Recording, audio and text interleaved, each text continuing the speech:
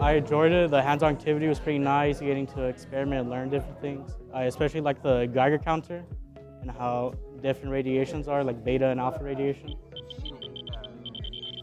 It was cool to me because I am actually kind of interested in the science field or like anything to do with like forensics or science or anything like that, and this kind of just sparked a little bit more interest that I have for it. Not everyone has this opportunity to attend workshops like this, and I'm very grateful that I was. Science shouldn't be boring. It should actually be really fun and engaging. And you know, I'm a great believer in, you know, making sure that people have fun while they learn.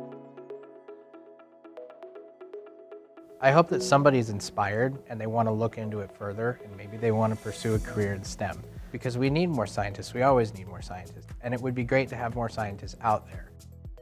You know, you can't absorb something well if you're not interested in the subject, right? If there's something that can excite them or something they think is cool, then maybe they can pursue it. That's what I want. That's what I would hope out of this workshop, is that they got something fun and interesting to them out of it. It's very important because it might inspire somebody, and that's the main thing here that is imperative. It's paramount to inspire people.